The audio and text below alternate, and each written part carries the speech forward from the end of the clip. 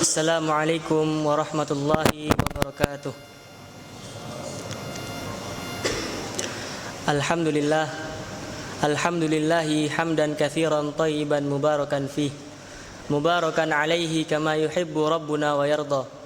Ashhadu an la ilaha illallah wahdahu la syarikalah, wa ashhadu anna Muhammadan abduhu wa rasuluh, wa safiyuhu min khalqihi wa khaliluh, ballaghar risalah wa addal amanah wa nasahal ummah wa tarakana 'alal mahajjatil bayda lailuha kanahariha la yazighu anha illa halikun aw dhal. Fa salawatu rabbi wa salamuhu alaik. Kaum muslimin dan muslimat jamaah yang dimuliakan oleh Allah Subhanahu wa taala. Di antara mukjizat yang sangat agung yang Allah Subhanahu wa taala persembahkan kepada Nabi sallallahu alaihi wasallam, dan dia merupakan petunjuk bagi kita semuanya, serta merupakan ibadah yang sangat agung bagi hamba-hamba Allah Subhanahu wa taala yang ingin memperhatikannya. Dia adalah Al-Qur'an yang Allah Subhanahu wa taala mengatakan, "Wa nazzalna 'alaikal kitaba tibyanan likulli syai' wa huda wa rahmatan wa busyra lil muslimin." Dan kami telah menurunkan kepadamu wahai Muhammad sebuah kitab, yaitu Al-Qur'anul Karim, sebagai penjelas bagi segala sesuatu dan juga sebagai petunjuk, rahmat serta kabar gembira bagi orang-orang muslim. Jamaah yang dimuliakan oleh Allah Subhanahu wa taala. Sesungguhnya Allah Subhanahu wa taala menurunkan Al-Qur'an kepada kita semuanya untuk kita semua mentadabburi dari ayat-ayatnya.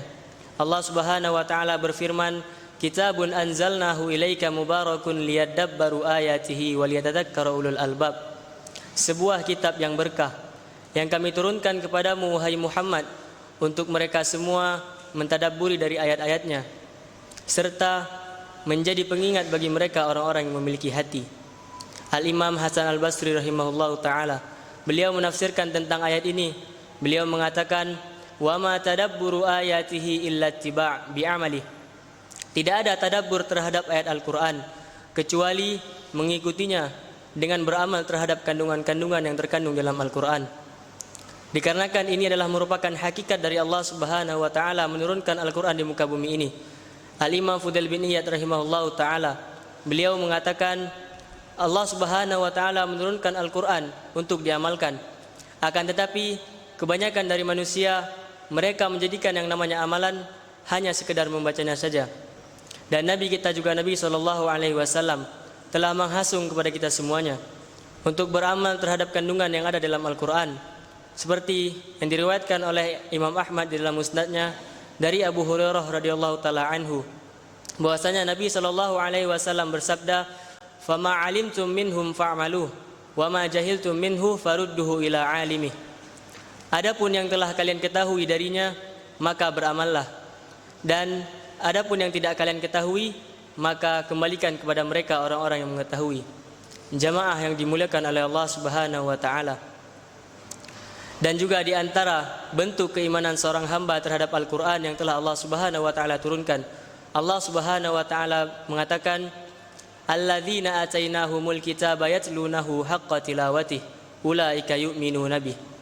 Orang-orang yang telah kami berikan kepadanya Al-Qur'an, mereka mentilawahkan dengan sebaik-baik pentilawahan, dan mereka adalah orang-orang yang beriman kepadanya. Para ulama mufassirin, mereka membagi tilawah menjadi 3 bagian. Yang pertama adalah tilawatul hukmiyah, yaitu yang mana seorang hamba dia memperhatikan dan mempraktekkan dari hukum-hukum yang terdapat dalam Al-Qur'an. Yang kedua adalah tilawatul lafdiyah, yaitu yang mana seorang hamba dia membaca Al-Qur'an dengan tajwid dan nas yang benar ketika membacanya. Yang ketiga adalah tilawatul ma'nawiyah, yaitu yang mana seorang hamba dia memperhatikan dan juga merasakan makna-makna yang terkandung dalam Al-Qur'an, seperti tatkala Allah Subhanahu wa taala menyeru kita semuanya dengan seruan keimanan yang kata Abdullah bin Mas'ud, "Idza sami'tallah yaqulu ya ayyuhalladzina amanu fa'ariha."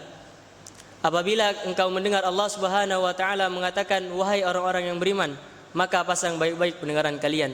Fa innahu khairun yu'malu bih aw syarrun qad yunha anhu.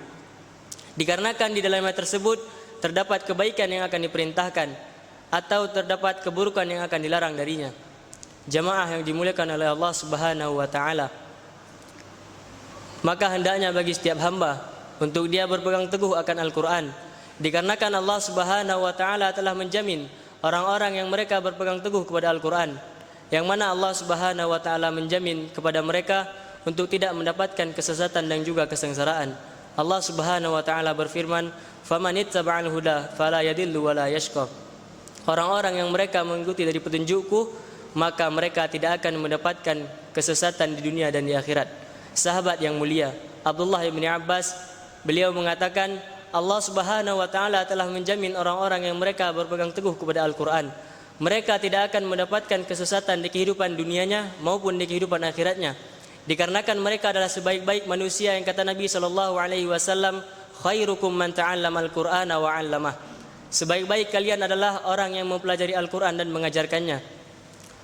Kaum muslimin jamaah yang dimuliakan oleh Allah Subhanahu wa Ta'ala, dengan sekadar ini bertambahnya rasa takut kita kepada Allah Subhanahu wa Ta'ala, dikarenakan peringatan-peringatan yang terkandung dalam Al-Quran lebih mendalam maknanya.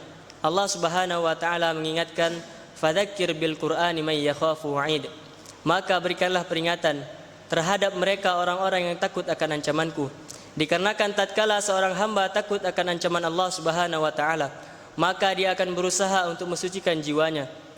Dengan itu dia akan mendapatkan al-falah, yang Allah Subhanahu wa Ta'ala menegaskan, qad aflaha man zakkaha, sungguh mendapatkan al-falah orang-orang yang mereka mensucikan jiwanya.